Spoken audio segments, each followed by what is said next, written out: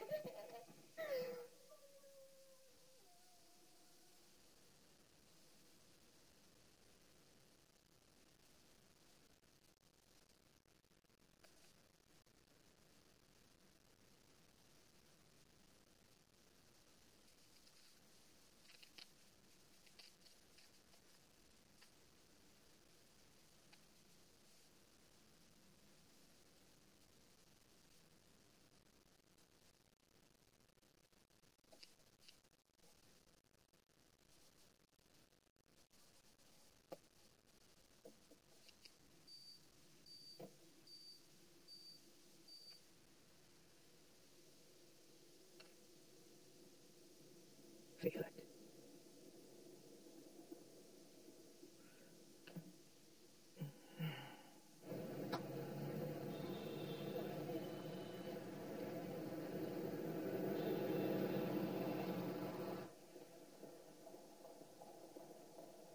Megnyíltak az égkapuj, és kiszökött egy angyal. Esposito. Szervusz, kislány. Hogy, mint barátom?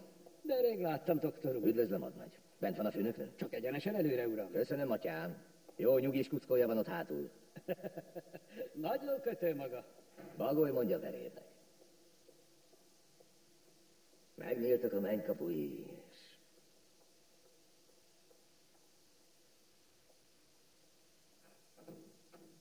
Fenség.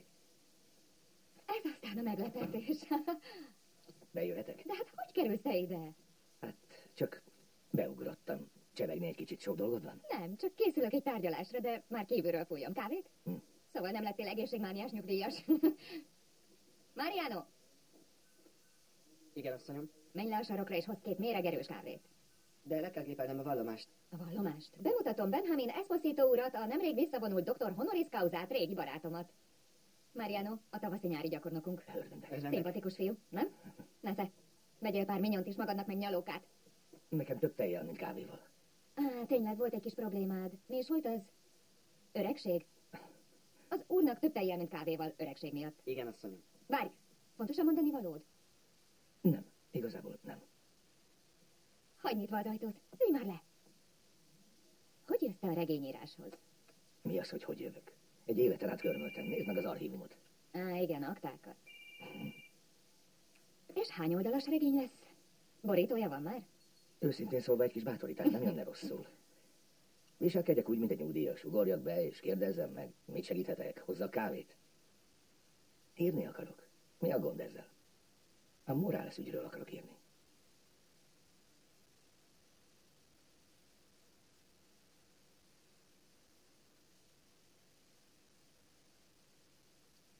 Nem tudom miért. Mindig eszembe jut. Később soha nem beszéltünk róla. Miért nem beszéltünk róla többé? Micsoda macska kaparás, ki sem lehet betűzni. Várj. Nincs nagy veszély, hogy elkészüljön, mert vagy 50-szer belekezdtem, és nem jutottam tovább az 5. sornál. Ha ez így megy tovább, az egész nyugdíjamat el fogom herdálni. Spirálfüzetekre. Gyere már ide, segíts! Várj, hadd csak. Mi a csuda? Ezt nem hiszem el. Várj. De nehéz, mi? Hihetetlen, az öreg Olivetti. Minimum a kőkorszakot adöglött azon a polcon. Vajon megjavították az albetűt? Csak nem képzeled, úgy bárki használhatná. Vidd el, 2 dinoszaurusz megérti egymást. Akkor most már nem marad kifogás. Muszáj lesz írnom. De vajon hol kezdjem? A legerősebb emléknél. Mi jutott eszedbe leggyakrabban az elmúlt 20 évben? Ott kezd. abból a képből indulj ki, ami a legélesebben villan be. Bemutatom az új főnöknőtöket, aki kitüntetéssel végzett a Harvardon.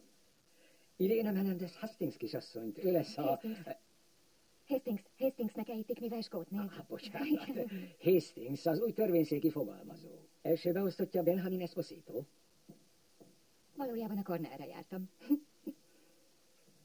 Örvendek, Pablo Sandoval, első előadó szolgálatára. Hé, elbambultál? Igen. Nem. Az a helyzet, hogy nagyon sok minden eszembe jut, de nem vagyok benne biztos, hogy okvetlenül közük van a történethez. Akkor ne töprengj, hanem kezd az elején.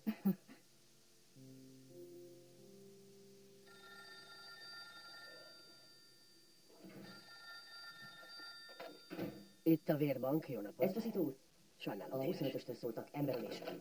a 18-as a soros. De ez erőszak és gyilkosság. A 18-as a soros. Jó reggelt! Mi újság, fiú? Jó reggel, dr. Menendez. Dr. Menendez, meghalt volna egy szent ma reggel? Miért? Mert egy angyalt látok, aki gyászol. Nem, ez csak az angyalok kis trükkje, hogy soványoknak látszanak. Hozza be nekem a Chávez aktát, legyen szíves. Már is viszem.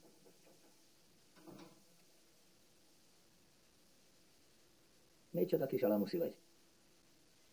Miért? Hogy miért? Alig, hogy belép a nő az ajtón, leveszed a lábáról egy bokkal. Hogy csinálod? Esposito úr, az a helyzet, hogy varanyos békának látszom, de valójában elvarázsolt herceg vagyok. Esposito úr, Mi van? mondtam dr. Románónak, de azt felelte, hogy rajtunk a sor. Dr. Romano, mondd meg neki, hogy Esposito Marssal szét fogja rúgni a tökét. Oké. Hova mész, te hülye?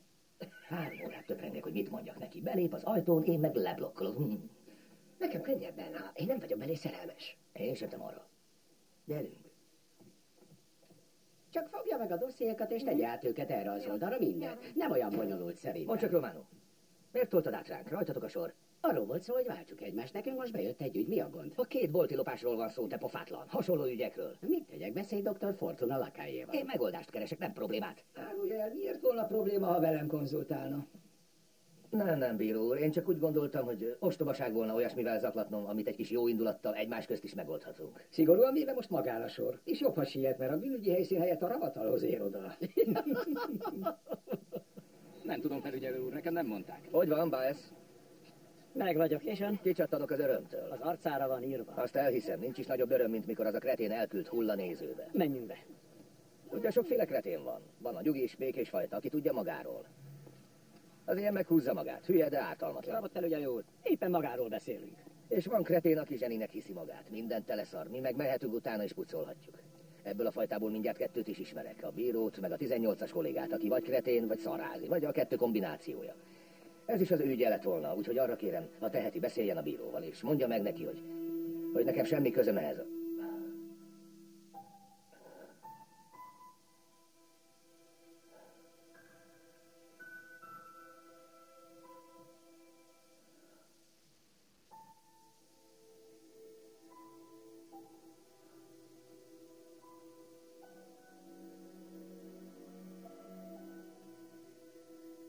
Liliana Colottó 23 éves tanítónő. Ez év eleje óta Ricardo Morales banktisztviselő felesége.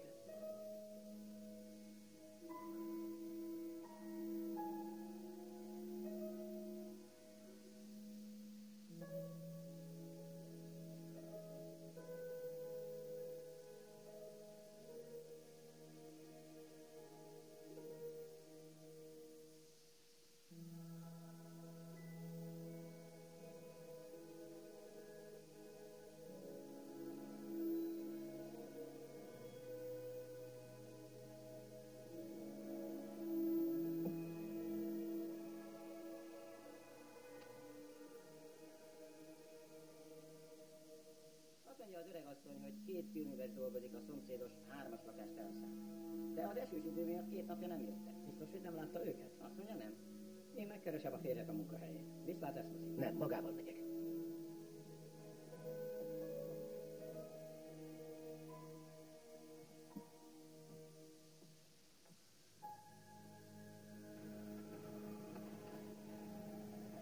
Jó napot. Jó napot.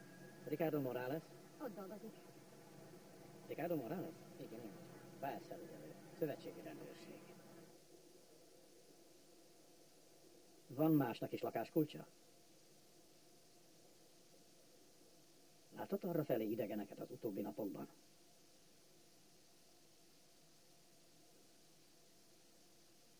A szomszédasszony szerint ön minden délben hazamegy. Kicsit szokatlan, nem? Van rá valami különös oka? Szerette együtt nézni a műsort. Elnézést, nem értettem.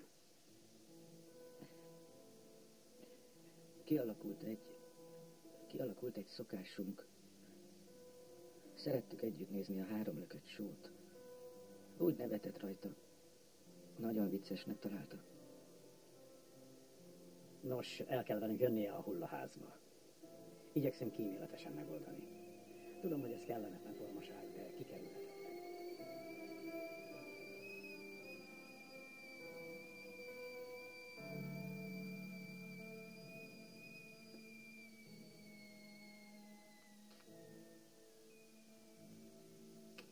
Ez az írógép nem ismeri az A betűt. Vidd innen a francba, nem bírom tovább. Vidd el. Kire sózzam? Nem tudom, bárkire, csak én ne lássam többet. Jó, figyelj csak, Benha. Hallgass meg, mit szólsz hozzá, olvasom. A jelenokmány által én a Raimundo Fortuna Lacaille büntetőbíró kijelentem, hogy elmebeteg és feladatom elvégzésére teljesen alkalmatlan vagyok. Nem, ez így nem jó, pontatlan. Lássuk csak. Nem, így van. A polgári törvénykönyv 141-es és 142-es cikkelye értelmében leszögezem nagybetűvel, hogy Raimundo Fortuna Lacaille krónikus elmezavarban szenvedő, jogilag beszámíthatatlan személy, mivel ítélőképességének a legkevésbé sincs birtokában, minél fogva közszolgálat betöltésére a legteljesebb mértékben alkalmatlan. Jó napot! Úgy van, dr. Menendez? Sok az aláírni való? Igen, bíró úr, a Nikolózi ügy. Nem, vészes bíró úr. Csak néhány tanúvallomás. Ennyi az egész. Jó van. Elnézést, itt van még egy utolsó aláírni való akta, bíró úr. Jó van, köszönöm. Jó napot, bíró úr. Jó napot, hogy van? Jól, és remekül. Benjamin, Pablo.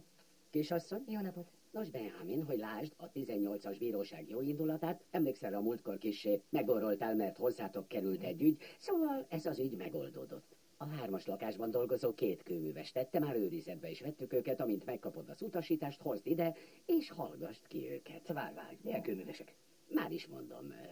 Jacinto Cáceres bolíviai, 35 éves, és Juan Robles 34 éves. Ez legalább argentin. Bámulatba egy Románó. Ez így megy tovább, minden nehéz ügyet a 18-as kap majd. Csak győzze, fiam. Örülök, ha segíthetek, bíró úr. Többet ér, mint a kakaskodás. Esposito, szevasz! Románó bejelentett? Igen, majd küldöm a jegyzőkönyvet. Jó van. Holnap meg az őrizeteseket. Ők tették, aláírták a vallomásukat. Nyisd ki. Legkésőbb hétfőn átküldöm őket. Gyerünk, engedj be hozzájuk. Szikora őrmester felhatalmazása kell. Szikora őrmestert mindjárt elküldöm az anya picsájába. Te is vele tartasz. Csak szólj nekem. Itt takarékosabb. 2 egy csapásra. Szóval...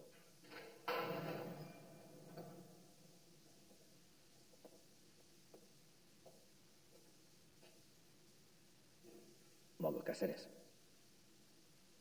Nem, én Robles vagyok. Ő Cáceres.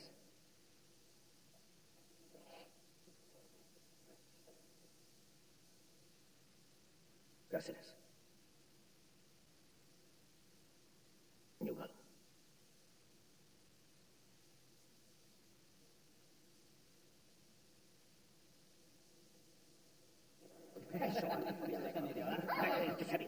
Mi van veled, te elmebeteg féreg? Szegény ördögöt kaptál el. 2 szerencsétlen. A közelében sem voltak. Ártatlanok. Na és aztán szarok rá, mi lesz A te velük? parancsodra verték össze őket. Tudod, hova megyek most? Feljelentelek a kamaránál. Ebből próbáld kimosni magad. Jól van, nyugodj meg.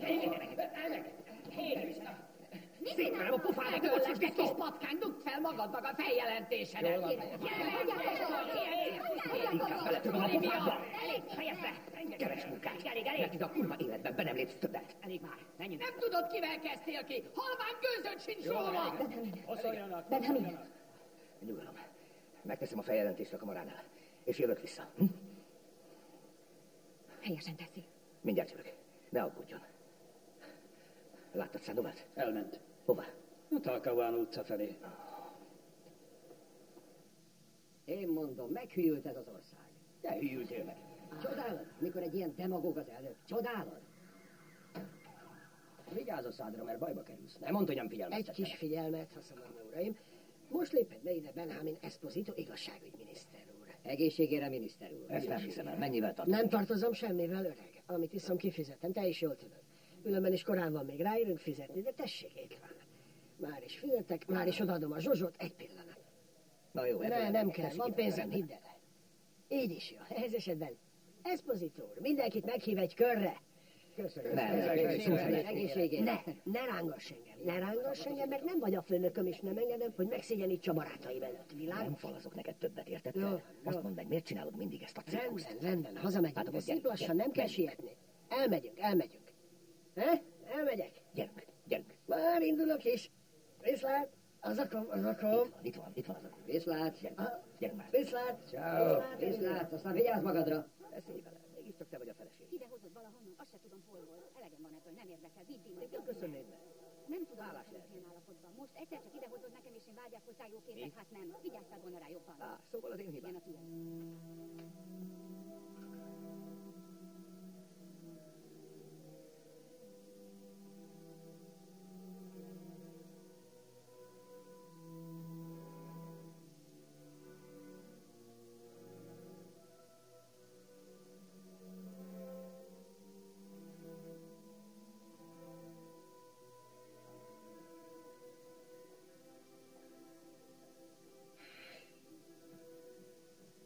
Ki az? Benjamin Esposito. Ki? A bíróságról, emlékszik?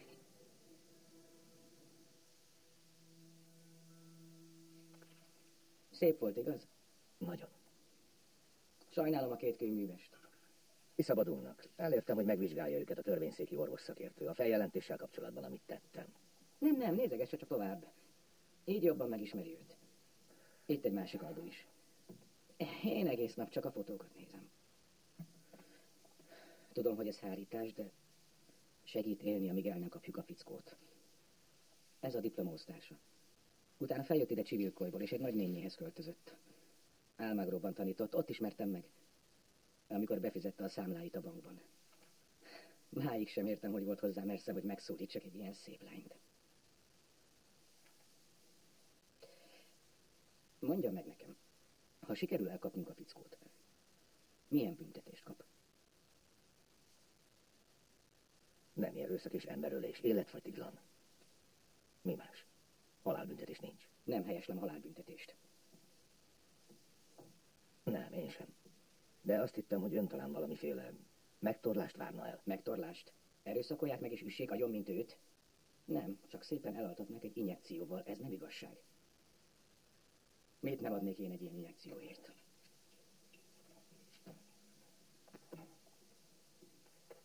Azokon 17-18 éves.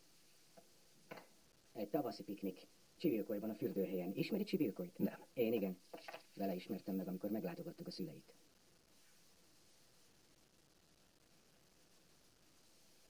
Nem. Éljen csak sokáig. Tudja csak meg, milyen egy csupa üresség élet.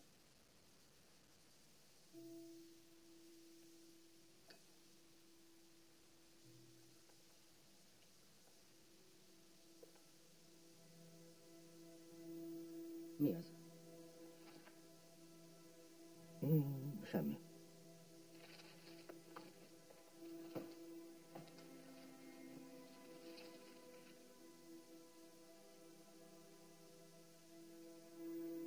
Voltak fiútestvérei? Nem. Miért?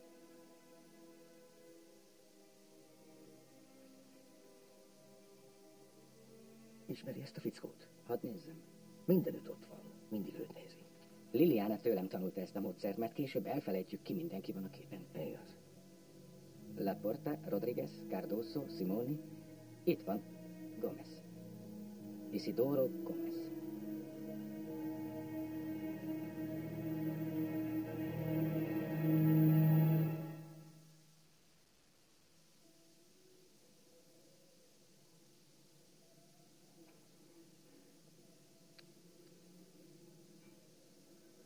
Nos, Én mindig is utáltam a fotókat. igen, jól van, de azt hiszem, hogy maga a tekintet a lényeg. Ez a dolog nyitja.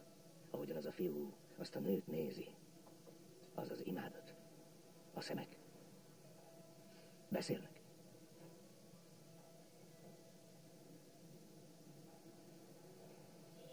Sok hülyeséget beszélnek. Jobb, ha hallgatnak. Néha jobb nem nézni. Mit nézel? Azóta sem beszéltünk róla. Mikor is jöttél vissza? 85-ben. Miért éppen most jutott eszedbe? Jobb, mint kertészkedni. Miért?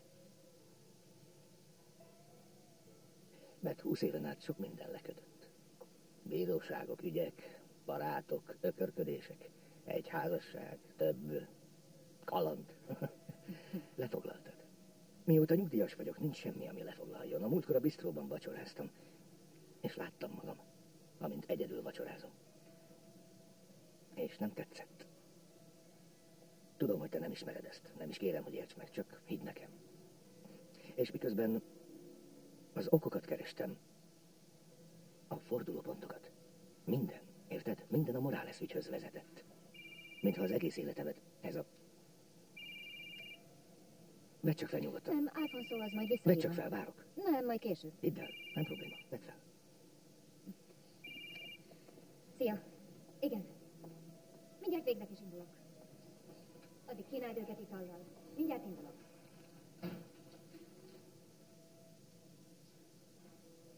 Halló? Jó estét. Jó estét. Isidoro Gomez lakása? Igen.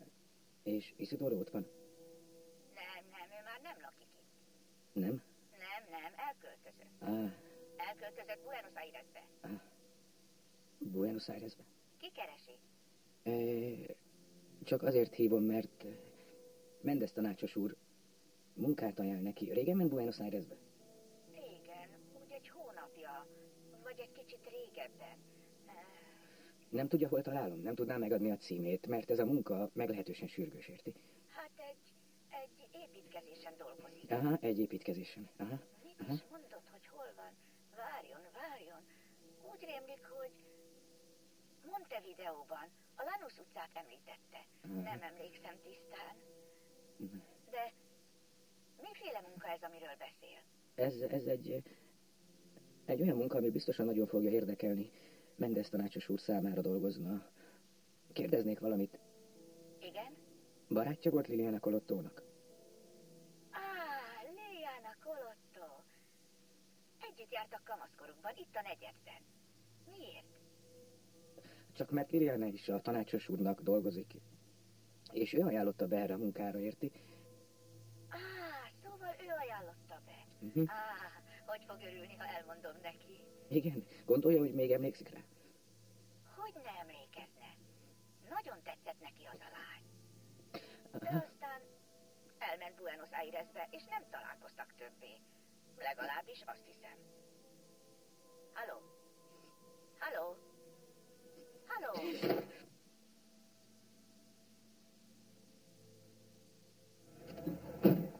Csoda lenne, ha itt volna. Balfácán. Szegény fickó, miért maga mit tenne, ha megölnék élete szerelmét? Maga a balfácán. Szólt volna nekem. Csöndben, hogy el ne repüljön a madárka. Jó napot! Isidoro Gomez keressük. Mi van?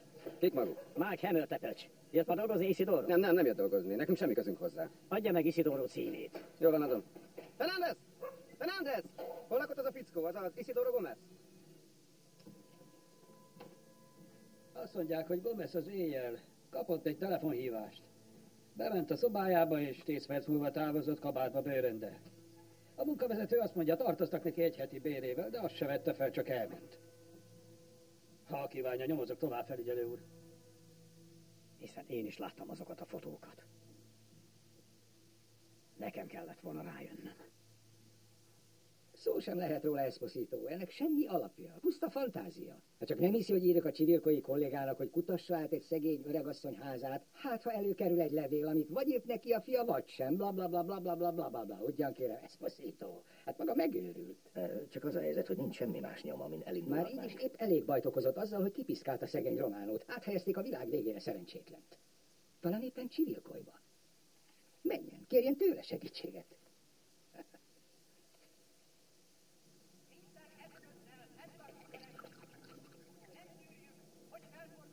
A tábornok azt mondta, mi várható volt. Ez a helyzet.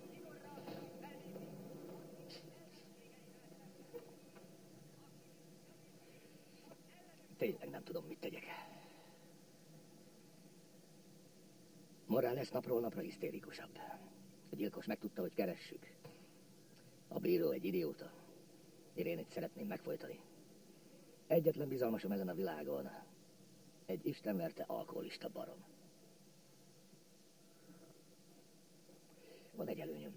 Parányi, de mégiscsak előny. Ma 28-a van, igaz? A piás barom még nem kapott fizetést, a múlt havit pedig már rég elitta. Így, ha a csapos benyújtja a számlát, a fickó dilemma elé kerül. Vagy azt mondja, nincs pénze, jönnek a zsaruk, nekik esik, sitre vágják, és az asszony végleg kidobja a lakásából, vagy segítségért fordul a hülye főnökéhez, aki én vagyok, és pénzt kunyerál. Csak hogy, mivel a főnöke tényleg hülye, de nem annyira, megint fizet, mint máskor. De egy szívességet kér cserébe. És az alkoholista barom nem mondhat nemet. Nem igaz?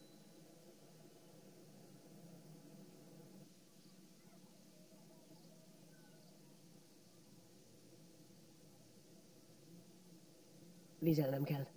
Tartsd vissza. Mindjárt kijön az öregasszony. Túl sok Perry Mason-t meg ilyesmit olvastál össze életedben, ez a baj veled. Esküszöm, tényleg behugyozok.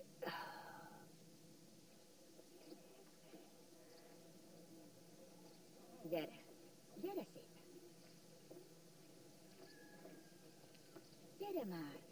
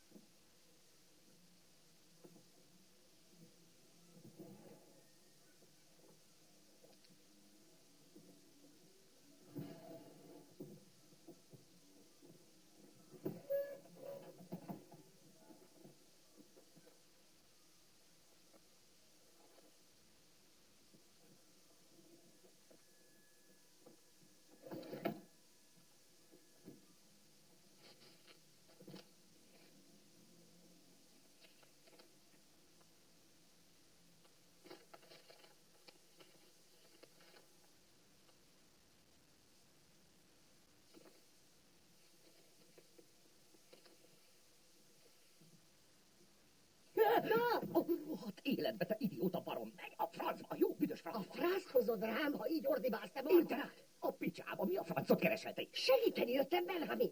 Odakint kéne örködnöd, ha jön az öregasszony végül. Nem jön az öregasszony, nyugalom, ne izgass Honnan magad. Most ment be a boltba. Még egy jó darabig ott lesz. Szedd már össze magad az Isten szerelmére. Na, és találtál valamit? A leveleket. Ha? A leveleket, de nincs velük mit kezdeni. Nincs rajtuk cím. Sehol egy boríték. Nincs meg a címe. Ez egészen friss. És Hogy és most jött? a szemét. A boríték talán még a szemétben van. Keresd meg.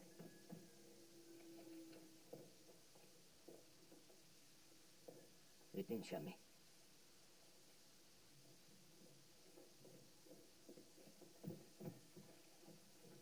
Semmi, de semmi. Semmi. Jól megnézted? Megkóstolod? Nem varázskodj.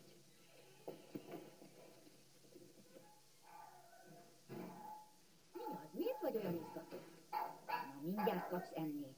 Gyere, gyere szépen. Mi van? Izgat olyan nagyon. Nyugodj már meg, nyugalom. Jól van, tudom, nem szereted a forrást. Várj, elengedlek.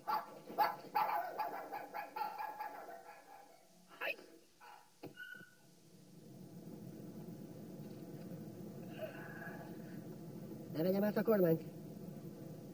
Ha a kutyuska veszett volt, meg fogsz halni, az hétszentség. Miért nem maradtál ki törködni? Most az öregasszony meg fogja tudni, hogy betörtünk. Attól a perctől fogva, hogy eljöttünk a levelekért, világos volt, hogy előbb-utóbb megtudja. Ezért döntöttünk úgy, hogy nem hozzuk el a leveleket.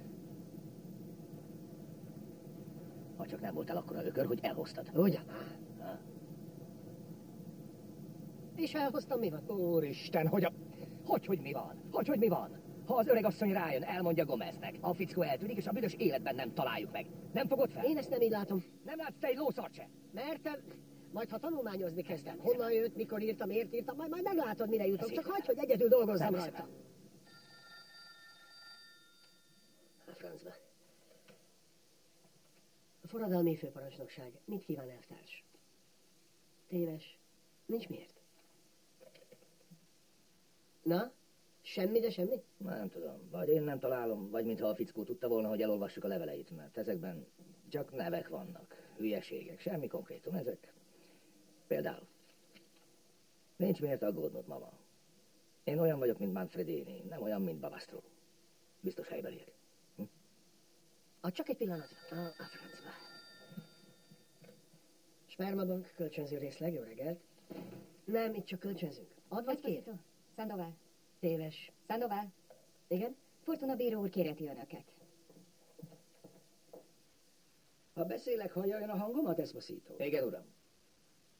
Akkor hát fel kell tételeznem, hogy ha mondok valamit, és ön az ellenkezőjét teszi, nem arról van szó, hogy nem hallott, hanem arról, hogy magasról leszarja a parancsot, amit adtam. Így van, Esposito? Nem így van, uram. És ha felhív a kollégám Csivilkajból, és örjöngve közli, hogy 2 alkalmazottan betört Csivilkajban egy szegény idős hölgy házába, az azt jelenti, hogy az én szavam az ön számára egyenértékű a lószarral. Nem tudom, hogy a kollégája minek alapján feltételezte ezt. Magam is éppen ezt kérdeztem tőle, Esposito. De képzelje csak, a kollégám azt meséli, hogy a minap Csivilkaj városában, annál az útkereszteződésnél, ahol a Francisco Savay utca találkozik a Schiaffino utcával, egy fekete színű Peugeot láttak parkolni, rendszám tábláján a 133-809-es Buenos Aires-i rendszámmal. Kollégám megkérte a szövetségi rendőrséget, terítsék ki számára a kocsi adatait. Kíváncsi vagyok, kitalálja-e, kinek a nevén van. Rajta? Ki a tulajdonos? Egy bizonyos Esposi.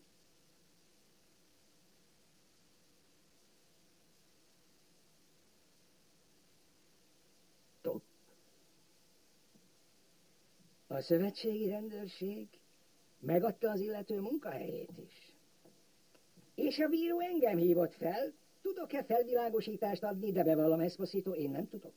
Mert a jelek szerint én nem bíró vagyok, hanem egy komplett tökkel ütött idióta. Mert ha utasításba adom, hogy emígy tegyenek, akkor önök amúgy tesznek, he? Pont úgy, mint ez a szaros írógép, amit ide raktak. Bocsásson meg, uram, de azt hiszem, itt furcsa dolgok történnek. Ahogy mondja, de várjon.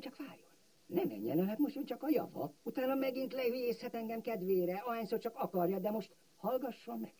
Mert valójában nem az tűnt fel a városkában, hogy a 2 fickó láthatóan Buenos Aires-i. Nem bizony. Még csak az sem, hogy az egyikük látványosan kötögette a cipőfűzőjét, pedig mokaszint viselt. Nem. Hanem az tűnt fel, hogy az egyikük belépett a városka boltjába. Igen udvariasan köszönt. Kért egy üveg Oldsmaglert, és ott helyben az utca közepén benyakarta. Adjam meg az illető személyleírását? Tagadni kell, Benjamin. Nem én voltam, nem jártam arra, nem tudok semmit. Ne beszélj többet, soha többet az életben, ne beszélj többet. Tagadni az soha utolsó többet. lehetik.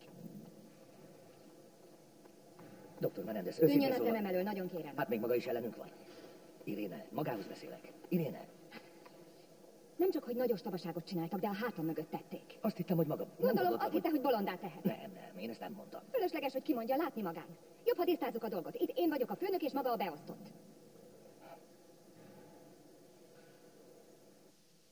– 12 levél, 31 oldal hártyapapíron. 5 munkát említ, 2 ízben köműves, egyszer kifutó egy zöldségesnél, 2 ismeretlen. Buenos Aires 3 városnegyede, Montegrande, San Justo és Avellaneda. 6 személynevet említ, Anido, Messias, Oleniak, Manfredini, Bavastro és Sánchez. Egy női név fordul elő, benne bizonyos Rosa, a jelek szerint nagynéni. Ennyi az egész. Semmi, ami el lehet indulni. Benjamin. Egy nagy nulla. Legyen szíves.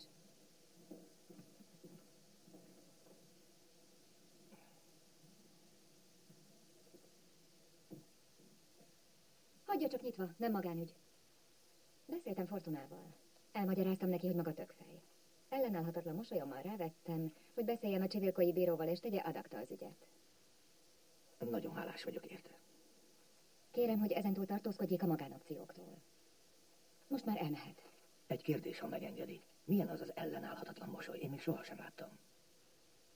Azért, mert a vőlegényemnek van fenntartva. Persze. Értem. Nem rabolom az idejét. És hozza be a Liliana Colotto aktát, hogy lepecsételjem és archiváljam.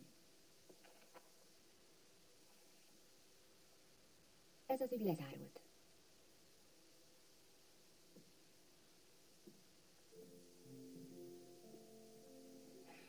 Eljegyzés. A mai kölykök még a szón is röhögnek. Ki jegyzi ma el magát? Mulatságos. És ez a fiú, hogy is hívták? Alig egy évig volt nálunk. Godoy. Nem jut eszembe. Godoy. Igen, Barretta hozta. Igen, így van. Nagy hülye volt. Igen, buta vagyok. Rá kellett volna írnom a dátumot, mert így most... Mikor lehetett? 2-3 hónappal Csivilkoly után? 1 héttel utána. Jól emlékszem rá. 1 héttel azután, hogy veszekedtünk, megjelentél azzal az Alfonso, nem tudom kicsodával, hogy bejelentsd az eljegyzésedet. Nézd, hogy igyekszik Szandóval józanságot színlelni. Szegény Pablo. Furcsa, nem ismerek magamra. Egy idegen nő. Ki voltál? Milyen voltál? Nem tudom. Nyársat nyelt, konzervatív. Szertartásos. Vaskalapos. Hajthatatlan. Fiatal. Fiatal Benjamin. Fiatal voltam. Te is fiatal voltál. Holló fekete hajú. És itt, ahogy oldalról nézel, savanyú pofával.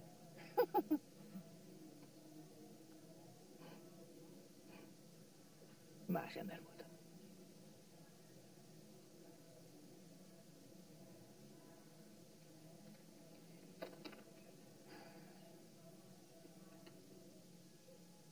Lehet, hogy jó a regényed. De nem nekem.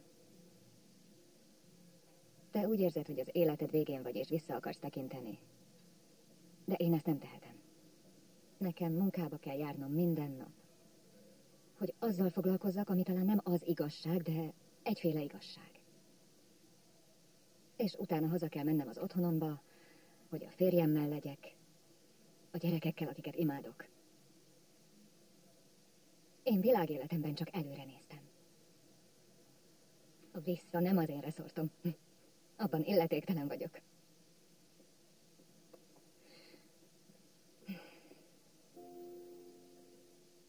Istenem, micsoda ügy. Nem zárul le soha.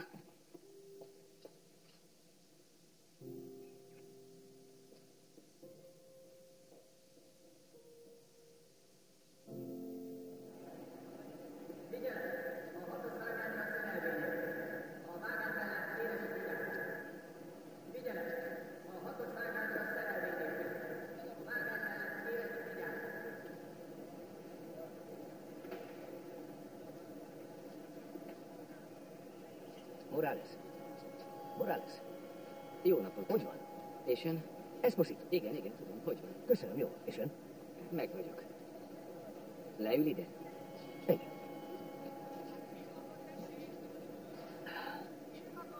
Mi újság? Kedden és csütörtökön vagyok itt. Tessék? Ezen a pályaudvaron kedden és csütörtökön. Hétfőn pénteken az onszén, szerdán a konstitúciónak. De havonta váltogatom. Egyszer csak felbukkan. Biztos, hogy a fickó vidéken él.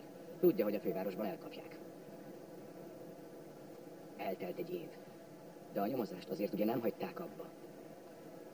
Nem. Biztos azt hiszi, őrült vagyok. Nem. Nem kell miattam aggódnia. Nem aggódom, eszemben sincs.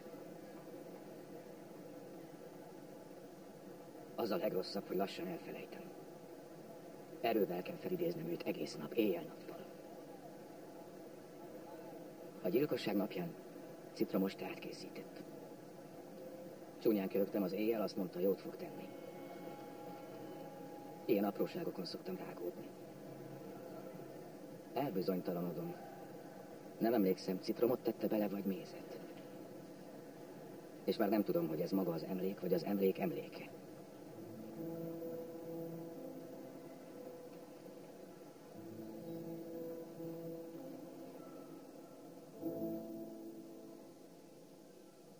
Elnézést. Beszélnem kell önnel. Parancsoljon. Köszönöm. Tegnap történt valami. Egész éjjel töprengtem, nem tudtam aludni. Magára gondoltam. Ismeri azt az érzést, amikor az ember hirtelen más szögből kezd látni valamit. Lát egy másik embert, és annak a másiknak az életén keresztül meglátja a saját életét. Folytassa. Igen. Azt mondtam magamban, beszélnem kell Irénével. Lehet, hogy szarik rám, már elnézést. Az is lehet, hogy a torkomnak ugrik, de meg kell próbálnom. Megbocsát, egy pillanatra becsukom az ajtót. Elnézést. Most dolgom van, Sandoval, majd szólok, ha végeztem. Benjamin kért, hogy jöjjek be. Igen, én kértem, hogy jöjjön be, hogy 3-asban beszélgethessünk. Elnézést, dr. Menendez.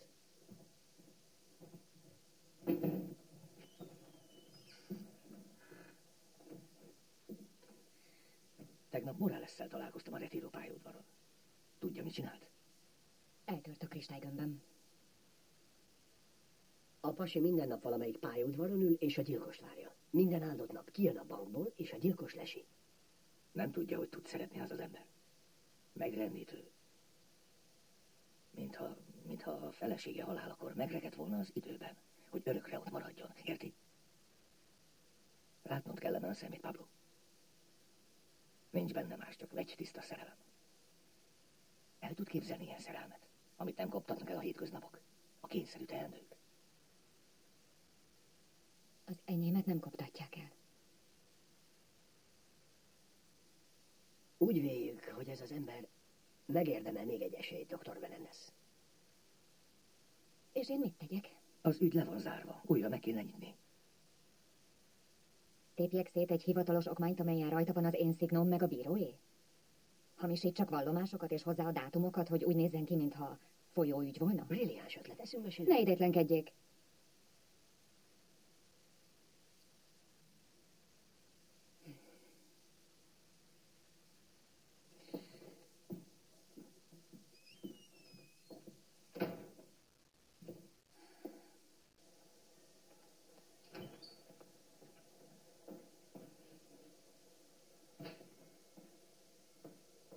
Minden rendben, uram? Mondd csak, nem láttál egy levélköteget ott az íróasztalomon? Nem. Sandoval? Elment a Talcahuano utca felé.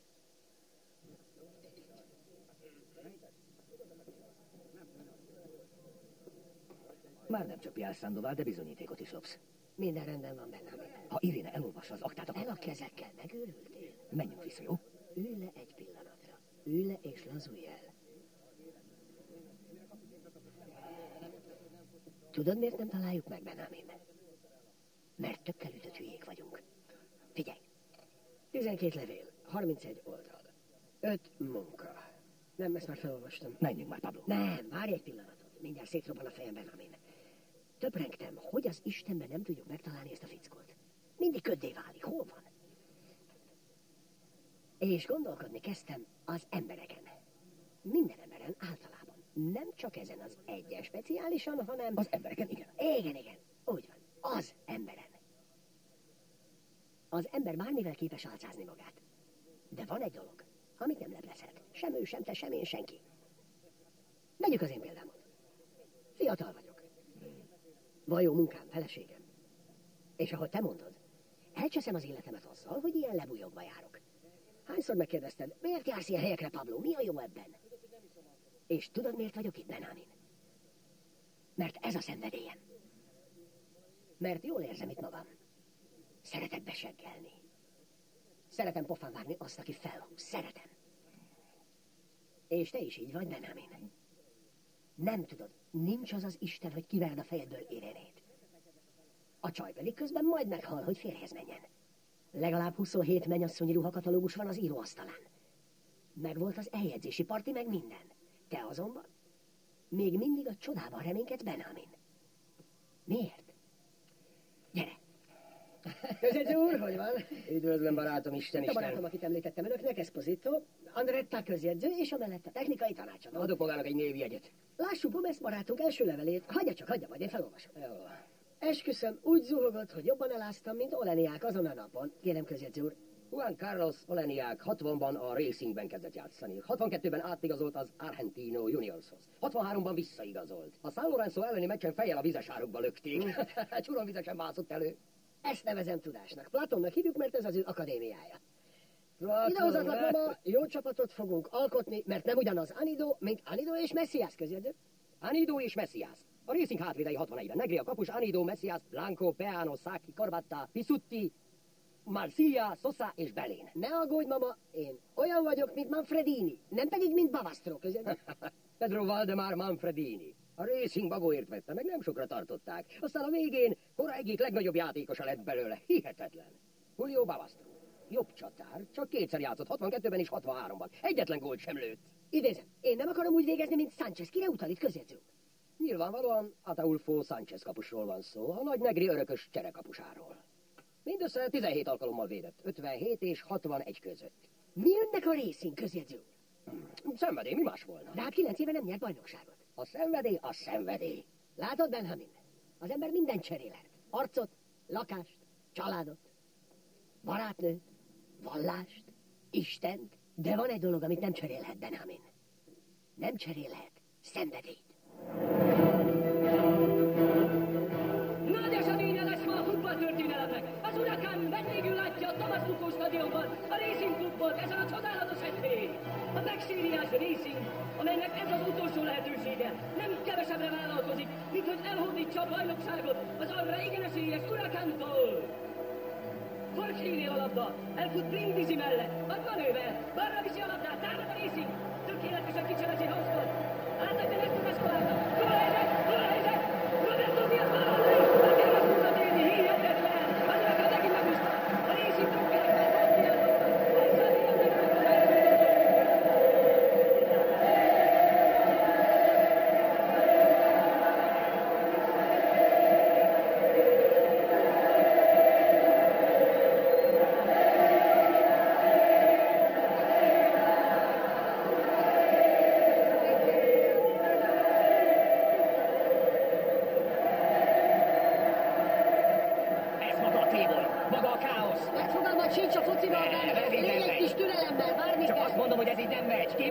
túl sokan vannak. Ott van! Ott van, ott van! Hol? Ott! Hol te hülye? Mutasd már meg! Elnézést, szabad lesz? Menj csak! Gyere! Elnézést! Pardon! Szabad lesz, elnézést! Lássuk csak! Gyere! Isidoro Gomez! Elnézést! Na menjünk! Menjünk ide! Most mi a baj, Berkedő? Rosszul vagyok ettől. Egy hónapja ezt csináljuk. Már 4 meccsen volt. Mondtam, hogy légy egy kis türelemben. Türelem, persze, türelem. Viszi a labdát, tovább viszi, most megvesz, a balra, megvan, Racing van, vége van,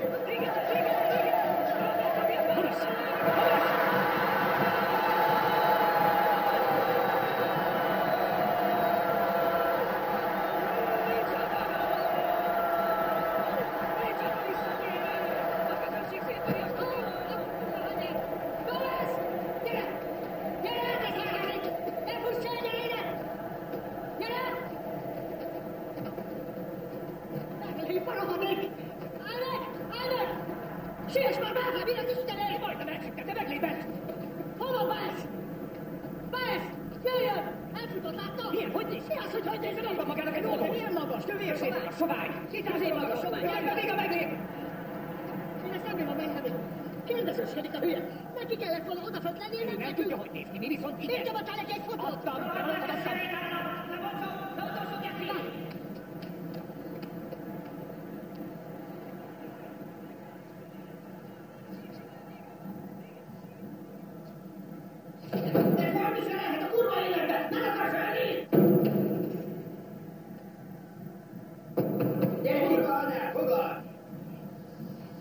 Gyere ki, itt a rendőrség, nem esi bántódás. Milyen rendőrség? Anyáddal szórakozz!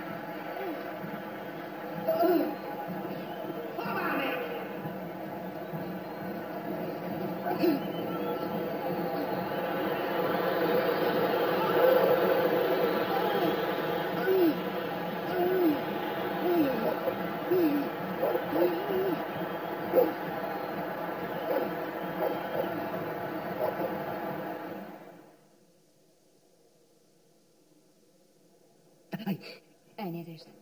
Hogy megy? Szándovát várom. Miért? Bemegyek, eljátszom a jó embert, aztán jön ő. Majd elmondom kihallgatási módszer. Ez egy szakállas trükk. A bíró nélkül nem hallgathatják. Ez a lényeg, megpuhítjuk, mire Fortuna jön. Ő csak elszúr mindent. Ki akarja hallgatni ügyvéd és bíró nélkül? Ordonyez! Nem látta Szándovát? Kiment egy ideje. A frances sem belé. Mire alapozza a vágyait? Nem fognak megállni. Hogy mire? Keresi, amit tett? Arra, hogy egy fotón az áldozatot nézi? Igen, kevésnek tartom. Azért kell vele beszélnem, hogy megtörjön. És ha nem ő az? Ne nézzen így rám, ha nem ő Eduardo! az. És ha nem ő az? Ne volna az. Igen, ügyvéd úr? Ne szólíts ügyvédnek! Keresd meg Szándovát! Taxival megyek? Igen. Nem, reggelenként Robertino bárjában van. Itt a sarkon. Megy! Nem, várj, Eduardo, várj, nem. Várjon! De hát mit csinál? Bocsánat. Ő az. Honnan tudja? Nem tudom. Na látja. Nem tudom, honnan tudom. De tudom. Honnan?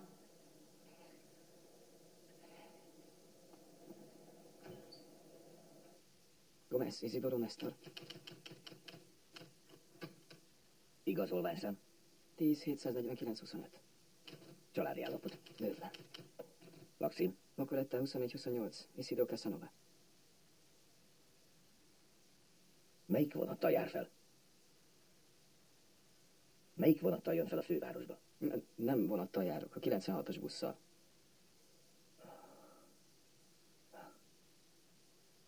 Miért? Mi ezzel a gond?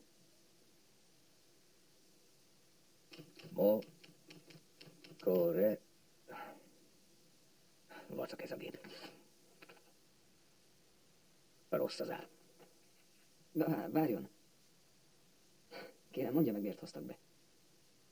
Könyörgök, mondja meg, miről van szó. Önt a Liliana Colotto de Morales ügyben vették őrizetben, nemi erőszak és emberölés. Az eset 1974. június 21-én történt. Önt vádolják az elkövetésével. Én most jegyzőkönyvbe veszem a vallomását. Majd kineveznek önnek egy hivatalból kirendelt védőügyvédet. Várjon, Liliana Colotto. Ő egy ismerősöm Csivilcoyból. Mi történt? Mondja meg nekem, Gomez, mit gondol, miért van már 3 napja őrizetben, elkülönítve? Gőzöm sincs. Kint voltam a meccsen. Tudom, őrizetbe akarták venni, erre elfutott. Ő mit tenne, ha hirtelen 2 őrült rohanna maga után? Mi történt Liliánával? Ne kamuzzon nekem. Épp úgy tudja, mint én, hogy megerőszakolta és megölte. Kit? Liliánát? Ezt nem mondhatja komolyan. Hát több mint egy éve nem voltam Csivilcoyban. Be tudom bizonyítani magának. Kerestük a gyilkosság után 1 héttel. Maga eltűnt, a panzióból és a munkából. Milyen panzióból? Én nem voltam semmilyen panzióban. Gomez, ne játsza nekem az ostobát. A Pietras utcai panzióból. Az már 1 éve volt. Eljöttem, mert túl sokat kértek, és nem tudtam megfizetni. És a munkahely? Találtam másik melót, ahol jobban fizetnek. Mi közelnek Liliánához, he? Azt a lányt kiskorom óta ismerem, gyerekkori barátnőm.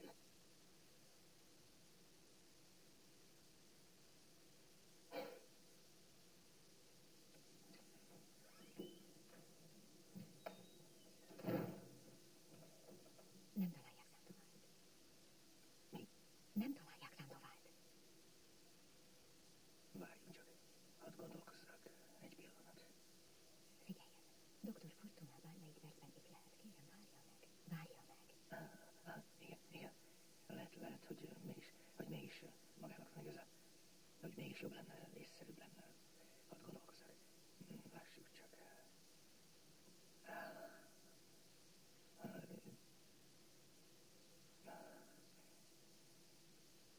Nézze, Gomez. A bíró, aki kivizsgálja az ügyét, mindjárt jön, az a helyzet, hogy várnunk kell. Igen. Elnézést, hogy beleszólok, ügyvéd úr. Tudom, hogy ön viszi ezt az ügyet, de ez a fiú nem tehette, semmiképpen sem.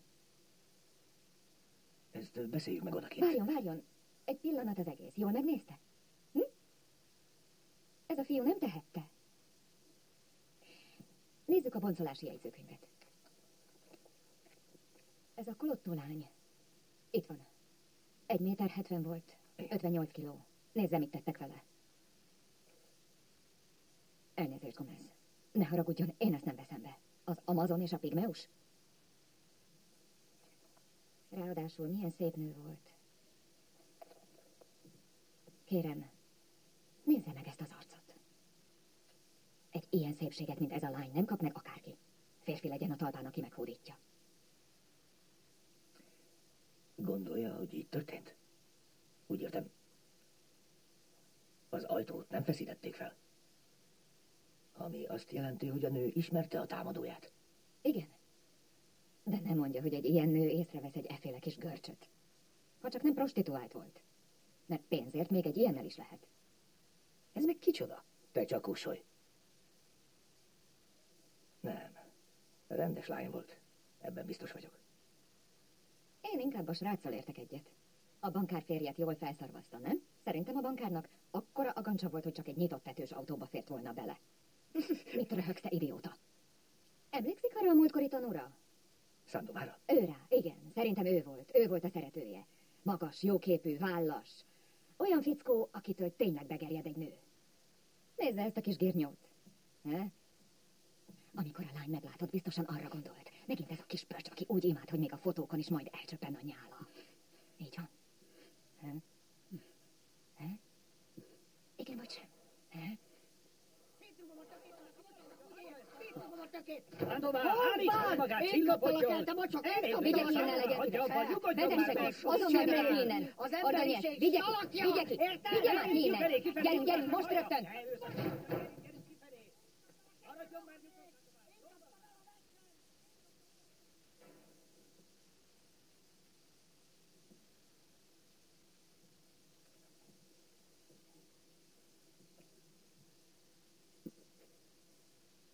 Maguk nem normálisak. Maguk őrültek. Hallgassa csak, Benjamin. A koponya jobb falcsontjának roncsolódása arra val, hogy a támadó felső végtagjainak herkulesi erejük volt. Nézze meg. 2 nudli. A vaginális sérülések mélységéből pedig arra következtethetünk, hogy a támadó nem mindennapi méretű hímvesszővel rendelkezett. Nyilvánvalóan nem lehetett ez a mikróba a kis magyarójával.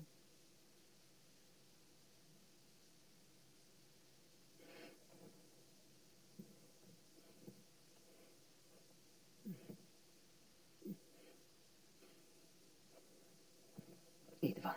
Te ribanc. Na, hogy tetszik? Hm?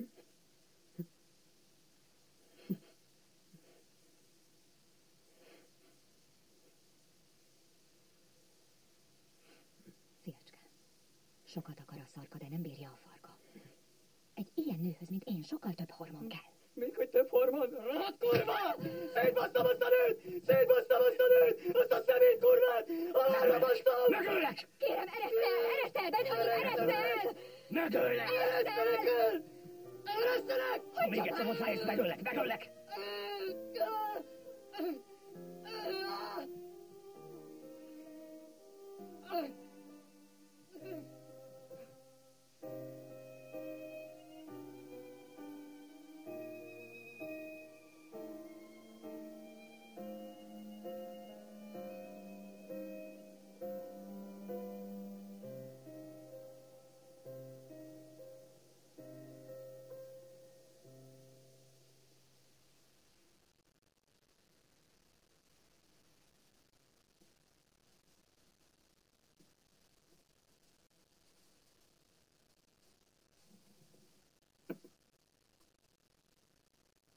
Te vagy Esposito?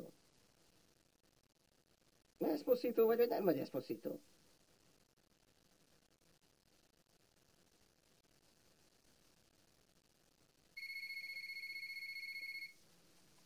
Halló?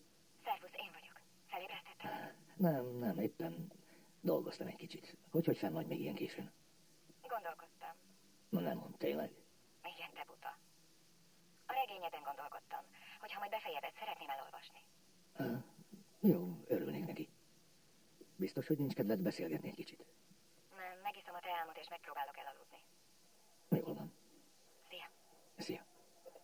Ma reggel az elnöki rezidencián Doña María Estella Martínez de Perón ismét tanúbizonyságát adta. Iréne, itt van a barónő. Miért úgy csinálta meg a fájtlat, ahogy kértük? Gyere, próbáld fel. Mindjárt. Az elnökné arra szánta ezt a napot, hogy segítséget nyújtson a szükséges szenvedőknek. Kíséretével együtt fogadta a haza egész területéről érkező küldöttségeket. Mindezen kívül ruhaneműt, tanszereket és édességeket osztogatott a Buenos Aires környéki Lobos lakosai számára. Az elnöknén kívül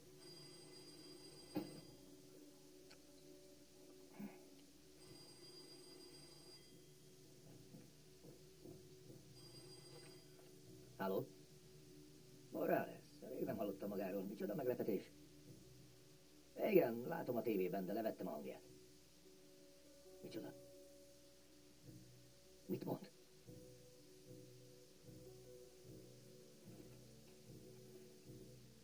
Hálás vagyok nekik, hogy ők is segítenek álmai megvalósításában, mert az ember egymaga nem jut semmire. Szüksége van a többiek támogatására, hogy megvalósíthassa mindazt, amit megálmodott.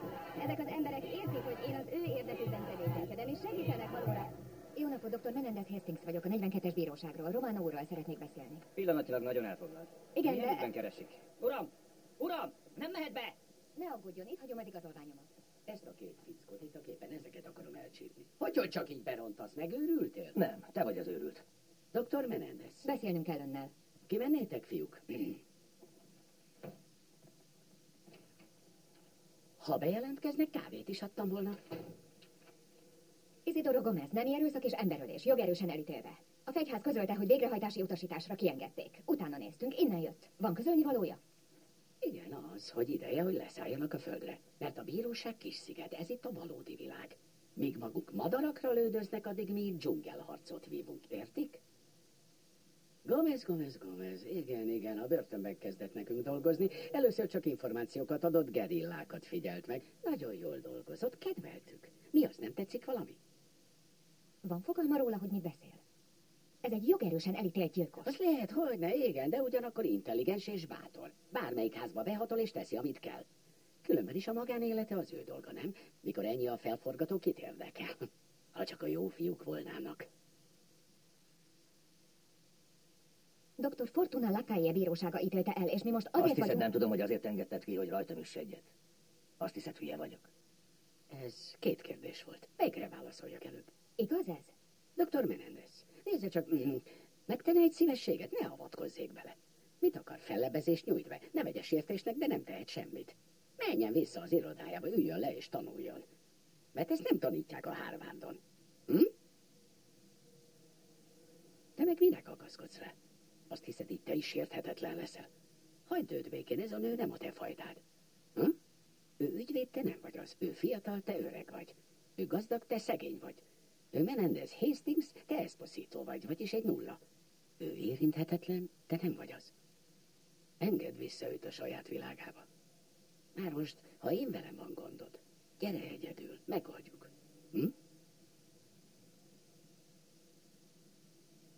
Gyerünk, Irina. Menjünk. Egy dologban azért hasonlítotok. Nem tehettek semmit.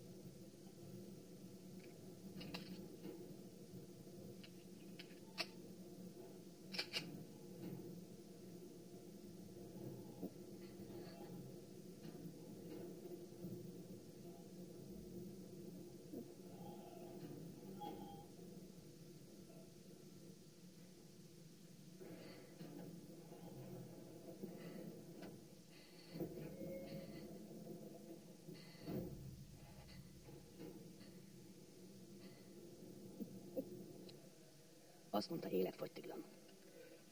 Igen. Le kellett volna töltenie. Hát akkor... Mit mondhatnék? Szarnak az igazságszolgáltatásra.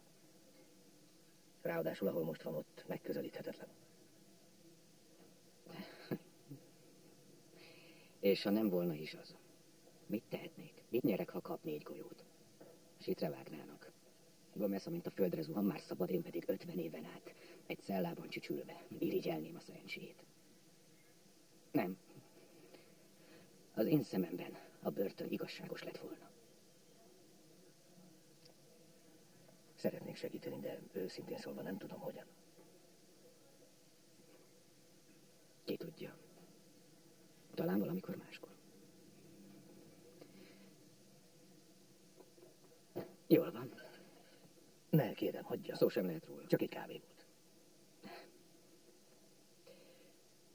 Köszönök mindent, amit értem tett. Ön nélkül nem jutok idáig. Komolyan. Az adósa vagyok.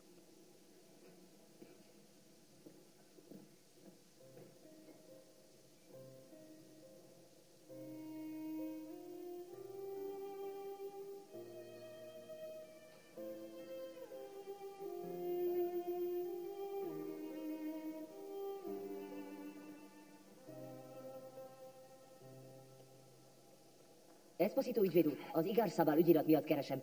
Nem vagyok ügyvéd. Hányszor kell még mondanom neked? Ha egyszer a bíró előtt mondod, nagy bajba keversz engem. Mi van az ügyirattal? Lemásoltad már? Azon vagyok, uram, csak... Nem vagy azon. Akkor ott lennél, és te itt vagy. Úgyhogy nyomás. Benjamin? Igen? Meddig várjak még arra, hogy beszéljen velem? Minden nap beszélek. Nem vagyok érinthetetlen. Sem egy másik világból való. Bár úgy volna, de nem úgy van. Iréne, hagyjuk ezt. Mit hagyjunk? Maga férjhez megy ahhoz a mérnökhöz, Sapiola, Menendez, Urtubieje, Martínez, stb. Csak nem féltékeny. Ugyan, dehogy. Legyenek boldogok, éljenek 100 évig. Valami ellenvetés? Nem, nincs semmi. Rajta, nyugodtan. Iréne, kérjem. Mit nézel? Mit akarsz? Tűnj el! Jöjjön. Hol találkozunk? Minek? Hogy elmondja, mit kifogásol az életemben, a vőlegényemben, a házasságomban és minden idevágó ügyben.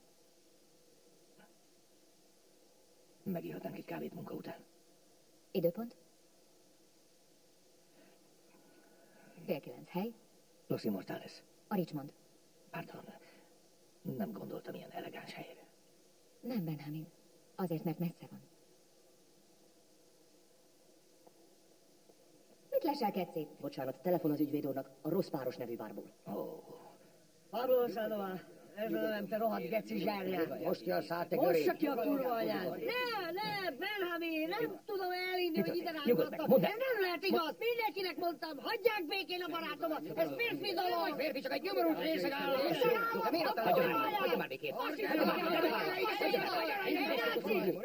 Hallgasson ide, biztos.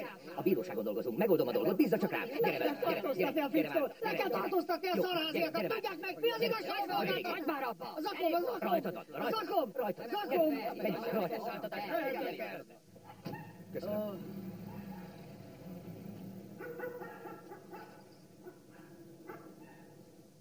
Mikor megy haza a feleséged a munkából? 8-kor. Furcsa, nem veszi fel. Teljesen kiszáradt a szám. Nincs valamit, hogy egy kicsit... Nem veszi fel. Hagyd az békén. Nem fogja fölvenni a kagylót. Miért? Nem működik a telefon. Hogy nem működik? Hagyd az békén. 1000-szer mondtam neked, Benjamin, fel is akartam jelenteni őket, de te szarban hagytál. De hát ennek már 6 hónapja. 1 éve rossz a telefonom, a szarháziak sosem javították meg. A rohadt életben nem maradhatsz itt éjszakára. Hagyd már az békén, ne babráld. Ha egyetlen egyszer is felhívtál volna, tudnád, hogy bedöglött. Tedd már le, mit keresel? Mit matadsz folyton? Én be akartam perelni őket. Nézd rám. Randid van, igaz? Nem, de hogy van randi. De bizony, randid van, elmegyek. Hova? Nehogy azt mondd, Sandoval elszúrta nekem ezt a... Kurva sokból kerül ebben a lakásban. Ülj le ide szépen, ülj le. Nem tudom, miért Gyere mindig szépen. beverem magam. Na épp azért. Gyere, ülj le ide Jó, és maradj jó, nyugton. van, Még jobban jó, nem van. leszel. Ülj szép nyugodtan. Hány óra van? A hálószobában van az órám. Milyen hálószoba, te hülye? Az én lakásomban Jó vagy. van. Minden rendben. Nyugi. Minden rendben. Nyugalom. Jól van, Benjamin. Beszélek az asszonnyal, hogy meg ne öljön, és jövök vissza. Hívd fel inkább telefonom. Azt mondtad, nem működik. Az enyém nem működik. Használd a tiédet. Te csak maradj ott. Ne nyújj semmihez. Ne csinálj semmit. Várj meg, mindjárt jövök. Most el a villany. Jó. El fogjuk csípni azt a szarházit. El fogjuk csípni. Egész nap dolgoztunk. Hagyd ezt, majd máskor. Ne tedd ezt, adj neki még egy lehetőséget. De ez az utolsó, a legutolsó Jól alkalom. van, rendben. Tőled is elvártam volna, hogy jobban vigyázz rá. Légy vele türelmes, segítségre szorul. Még hogy ő segítségre. Úgy értem, ha neki segítünk, mindenki másnak is könnyebb lesz. Le akarod rázni. Ne beszélj ilyen butaságokat. Bazd meg mi. Mi történt? Várj egy kicsit.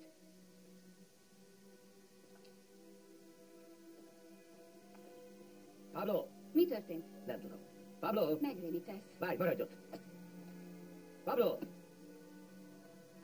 Hé! Nem! Mi az? Nem! Mi történt?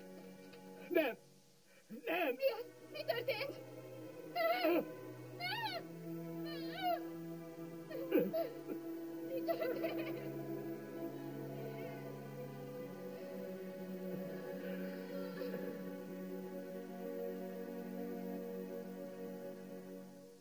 Ez maga a tévol. Akkor volna az, ha megtalálná az a macsa. És maga? Magát is keresi. Szóltam apámnak. Tudja, kivel kell beszélnie. A fickó főnöke Romano, és ő engem nem bánthat, nem eshet bajom. De mégis húj. Az a világ vége. Az unokafivéreim ott nagy birtokosok. Oda nem ér el a kezük, se Románónak, se másnak. De mit csináljak én hújban? Ugyanazt, amit itt. Szignók, stemplik, már várja az íróasztal. Nem, Iréne, ez nem megy. Értse meg, nem megy. Nekem itt van az egész életem, itt van az apám, itt van...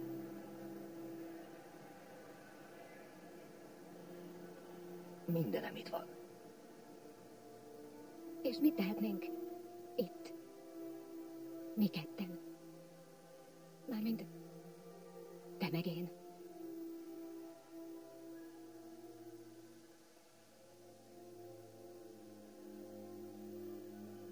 Nem tehetünk semmit.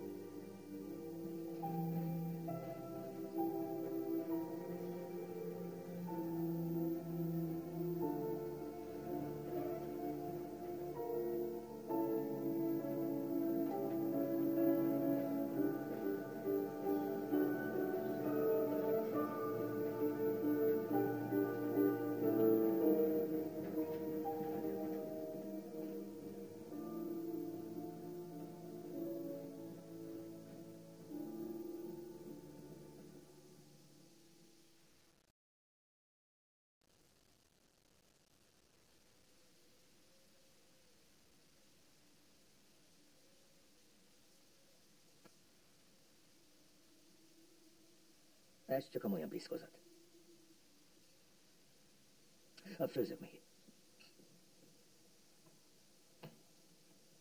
Ilyennek képzeltem a lakásodat. Igen? Milyennek képzelted? Épp ilyennek, amilyennek elképzeltem. Persze.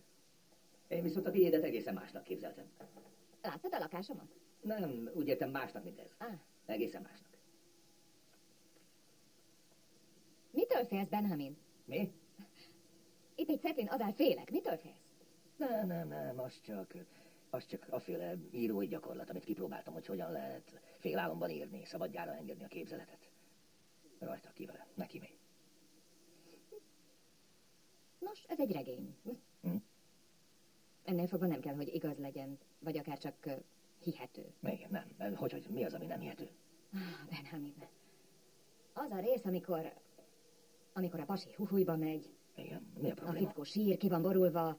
Igen, és? A nő fut a vonat után, mint aki élete szerelmét veszítette el. Igen. A kezük összeír az üvegen, mintha egyetlen személy volnának. Így a nő volt. zokog, mint aki tudja, hogy üres, rideg és középszerű élet vár rá. Kis híján a sinek közé zuhan, legszívesebben kikiabálná eltitkolt szerelmét. Igen, de hát így volt. Nem így volt? És ha így volt, miért nem vittél magaddal?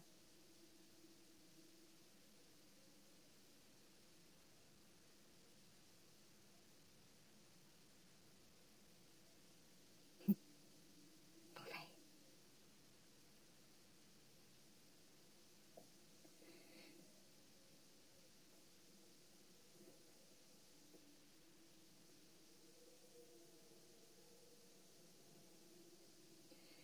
És hogy folytatódik ez a bizonyos ügy? Elmondhatom, hogy a pasi 10 éven át lámákat számolt az Atacama fennsíkon. Mire visszajötte, államügyész voltál, férjel és 2 gyerekkel, ezt írjam meg? Vagy talán azt, hogy a pasi feleséget hozott magával, egy bájos, arisztokrata lánykát. Gyönyörű volt. Nem az ő hibája, hogy nem szerettem. Micsoda pocsék befejezés egy regénynek. Lószar. Érted? Nem akarok megint elszúrni mindent. Hogy tehetném? Hogy tehetném, hogy ne tegyek semmit? 25 éve ezen töprengek, és mindig ugyanazt a választ adom magamnak. Az egy másik élet volt. Hagyd, már elmúlt, felejtsd el. Nem volt másik élet. Ugyanez volt. Egy élet van. Mindent érteni akarok. Hogy lehet egy csupa üresség életet élni? Hogy lehet olyan életet élni, amit a semmi tölt be? Hogy lehet? Nem, ez időpocsékolás. Sosem találjuk. Precíz ember volt, biztos átjelentkezett. Ki jelentkezik át? Én sem tettem a pata-pata divatja óta. Elnézést. Lássuk. Gomez Isidoro, ez forrá 191 Csillőkoly. Látod, ez az anyja címe. Uram, a lakcímváltozás bejelentése állampolgári kötelesség. Nem úgy van, hogy ha akarom, megteszem, ha nem akarom, nem teszem. Érti? Igen, értem. Morales Ricardo. Ilyen nevű 4 van. Melyiket, asszonyom? Nézzük az igazolványszámokat. Neked mi az első számod? 3 millió. És a tiéd? 200 millió. Mi között hozzá? Nem kérdezhetem meg. Itt van egy 5-ös, meg egy 6-os. Ez az Morales Ricardo Agustin. 1975-ben költözött el. Jegyezd fel, pata-pata.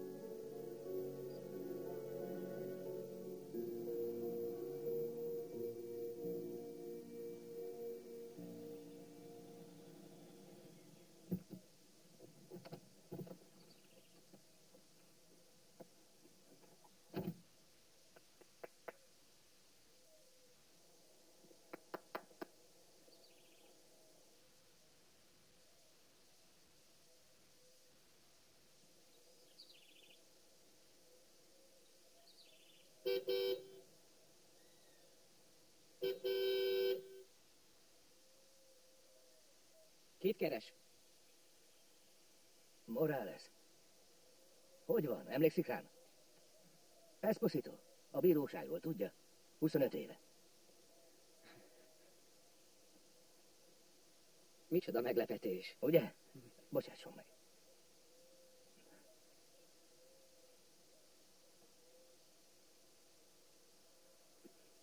Üdvözlöm. Jó napot. Mennyi idő? Nagyon meglepett, tudja. Igen.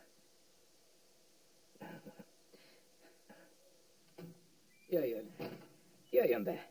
Főzzek kávét. Kávét? Nem lett Máté ivó itt vidéken? Vidéken? Egész nap a bankban vagyok. Még mindig a bankban. Igen, innék egy kávét.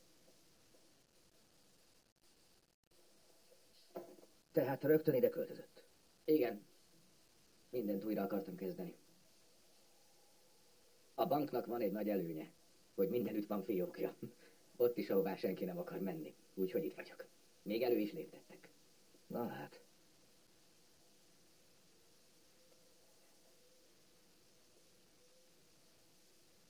Emlékszik Lilianára? Persze, hogy emlékszem.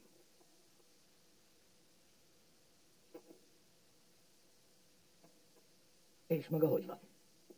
Meg vagyok. Egyedül él, vagy megnősült? Nem nősültem meg. Én már a magam részéről ebben a korban behúztam a függönyt. Nem, megpróbáltam, de tudja, hogy van ez. Nagyon bonyolult. Én megnősültem. Nem mondja. Igen, rövid ideig tartott. Nem működött. Nem tudom, miért rajtam múlt-e. Nagyon bonyolult. Nagyon bonyolult.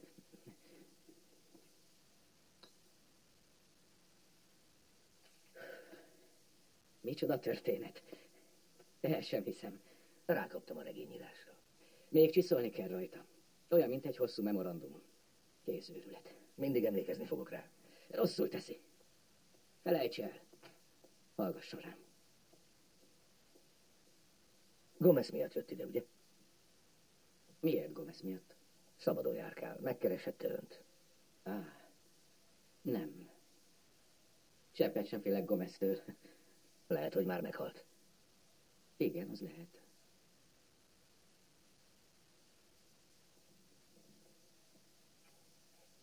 Engem is keresnek. Igen, tudom.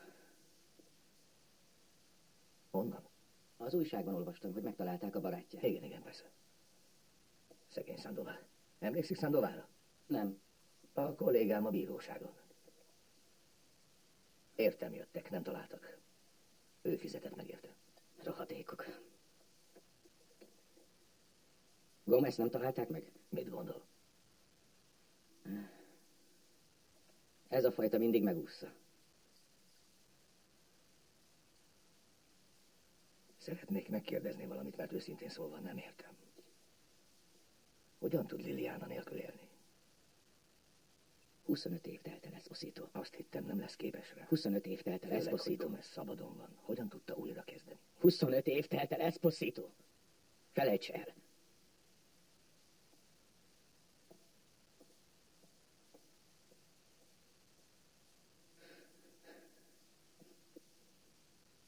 Nélkülem nem jutott volna idáig. Ezt mondta, emlékszik? És hogy az adósom?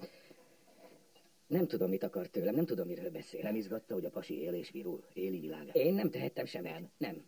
Nem? Nem. Egy évig kereste egy fotó alapján. Kiengedik, és maga nem tesz semmit? Igen, egy évig vártam a pályaudvarokon. Kiengedték, mit tegyek? És ezzel vége van? Igen. Azóta csak aktakukackodik? Maga beszél. Maga jobb, mint én.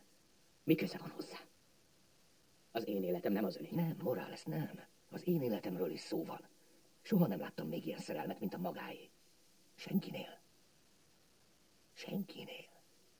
Soha. Menjen a házamból. Most rögtön. Ez az én életem, nem az öné.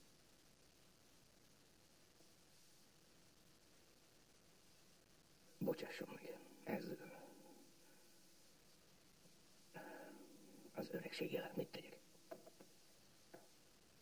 Talán csak ennyi.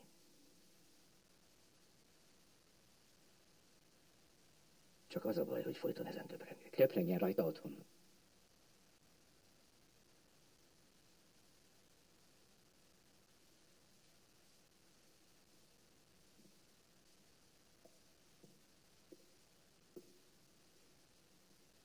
Sandovát nem Gomez ölte meg. És? Gomez mindkettőnket ismert. Ha ő van ott, megvárom, míg hazamegyek. Van valami... Volt rólam pár fotó a lakásban. Amikor megölték Pablót, Sandovát. Lefelé voltak fordítva. Minden más érintetlen volt. Arra gondoltam... Arra gondolok...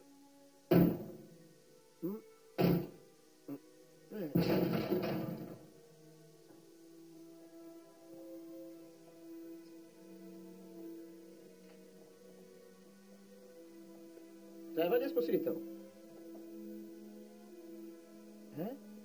Nem hallott seggfej. Azt kérdem, te vagy Esposito?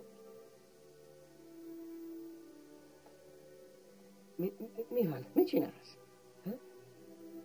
Feleljél. Mit csinálsz? Hová mész? Csak ide, nyugalom. Hová mész? Hát csak ide. Mit akarsz csinálni? Csak felteszek egy lemezt, nyugalom. Felteszel egy lemezt? Na ide hallgass. Te vagy Esposito, vagy nem te vagy Esposito?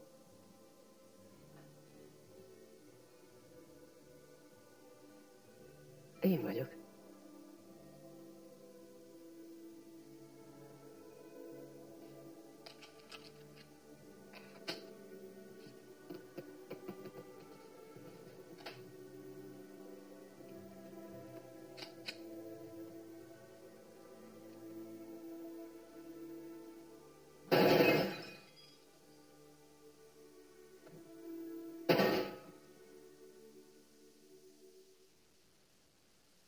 Még a temetőbe sincs merszem kimenni, hogy virágot vigyek a sírjára.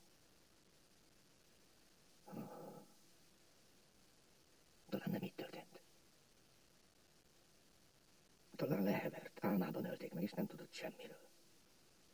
A fotók meg csak felborultak, mondjuk egy hirtelen mozdulattól. Nem tudom. Egyre csak rágódom, és nem jutok semmire. Válasszon jól. Már csak az emlékek maradnak. Válassza a szépeket. De van valami, amit sosem fogok elfelejteni. Az utolsó, amit Pablo mondott aznap. Ne aggódj be, Amin. El fogjuk csípni azt a szarházit. El is csípem. Ha él, elcsípem.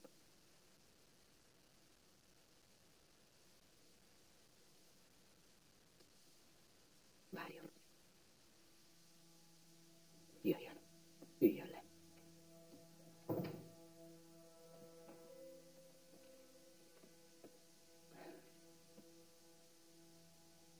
Ne keresse tovább.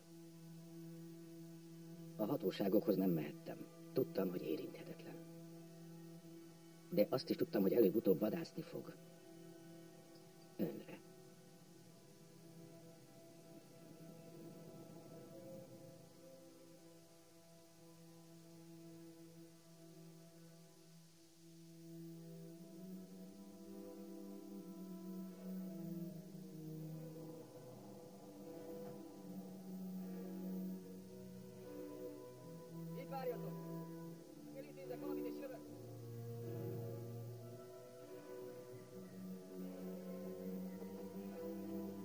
Hé, Gomez!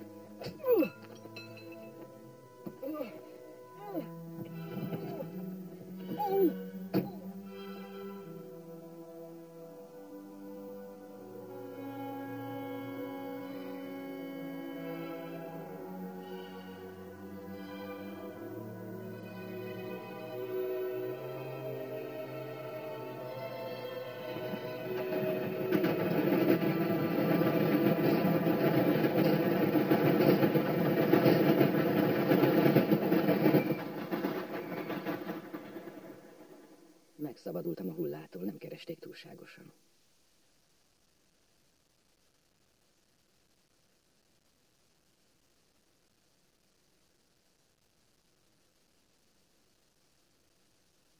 És megérte? Ne gondoljon rá többet. Ne gondoljon rá. Mit számít ez már? A feleségem halott. A barátja halott. Gomez is halott, mind halottak. Ne rágódjon rajta. Mert majd elkezdi, hogyha így vagy úgy lett volna. Csak múltja lesz, jövője nem. Ne gondoljon rá többet. Magára marad az emlékeivel. Az adósa voltam, nem? Most kvittek vagyunk.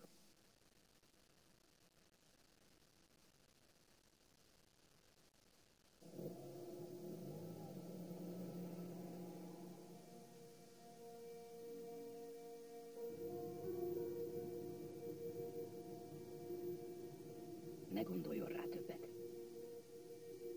Ne gondoljon rá többet. Az a baj, hogy folyton ezen rágódom. Mit nyerek, ha kap 4 golyót?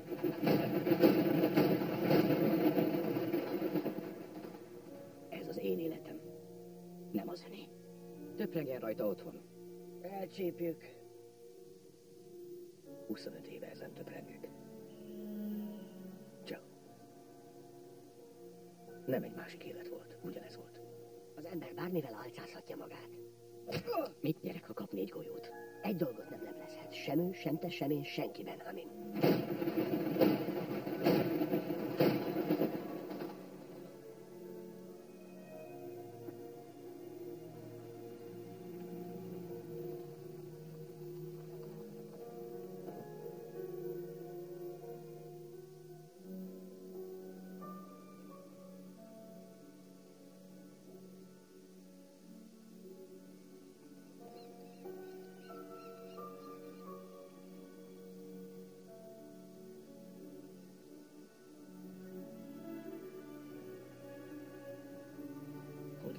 Életet élni.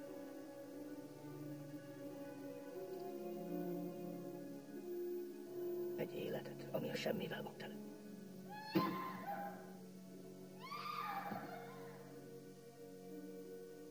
Hogy lehet?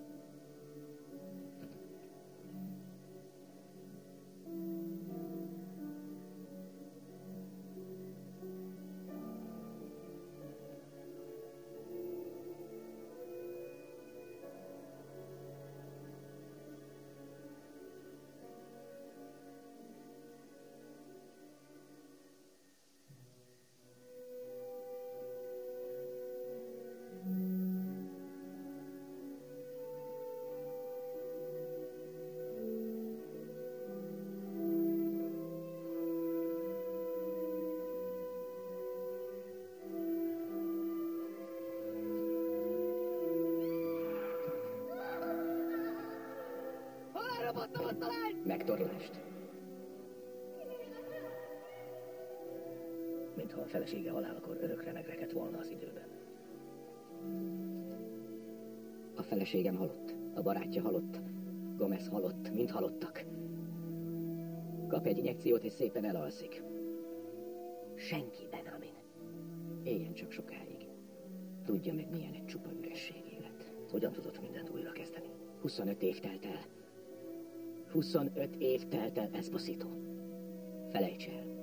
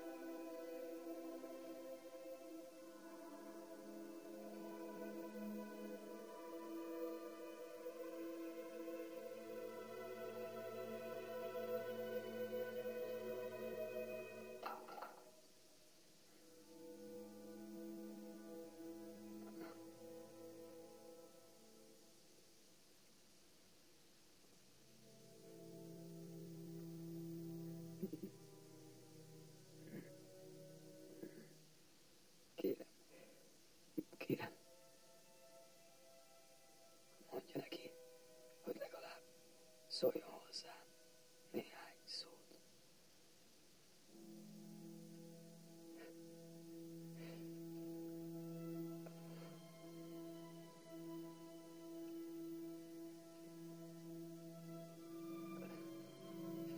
Kérem.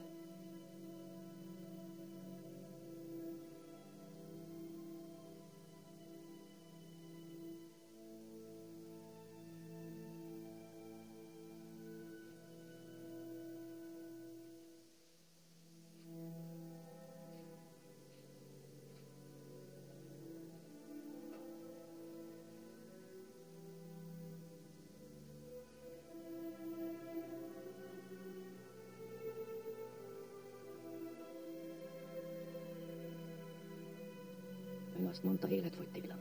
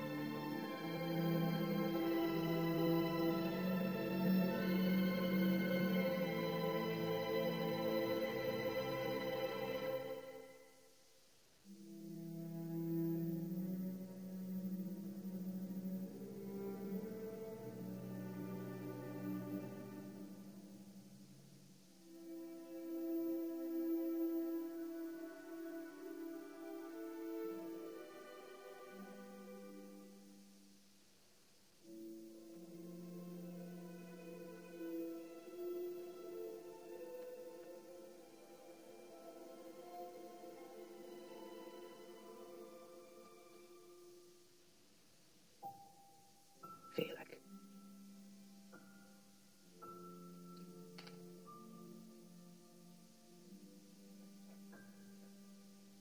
Szeretlek.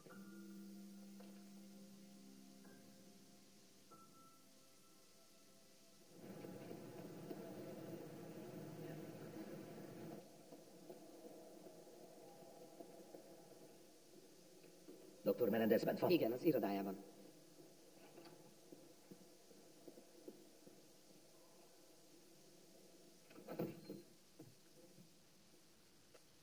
Te még élsz? Igen. beszélnem kell veled.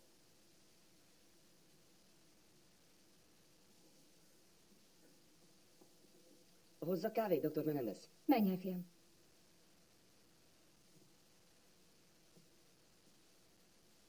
Bonyolult lesz. Nem számít.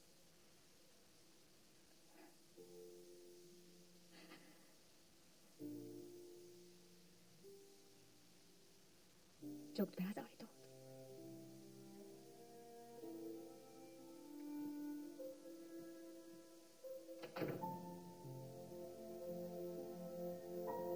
Szemekbe zárt titkok.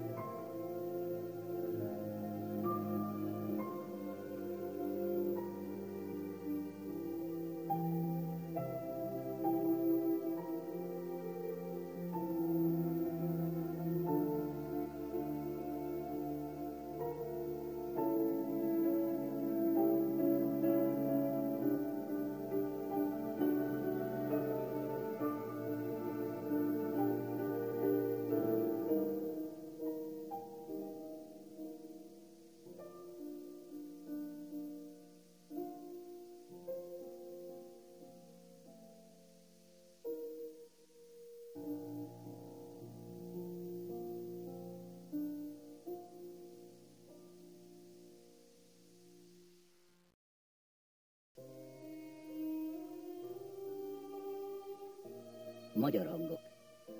Kőszegi Ákos, Bertalan Ági, Scherrer Péter, Rába Roland, Géci Zoltán, Újréti László, Bezerédi Zoltán, Csénémet Lajos, Borbicki Ferenc, Kovács Lehel, Csuha Lajos, Takács Andrea, Bókai Mária. Magyar szöveg Dobos Éva, hangmérnök Márkus Tamás, vágó Kajdácsi Brigitta, gyártásvezető Kablai Luca, szinkronrendező Báthori Orsolya. A szinkront a Moké Pannonia Kft. Megbízásából a Mafilm Audio Kft. Készítette.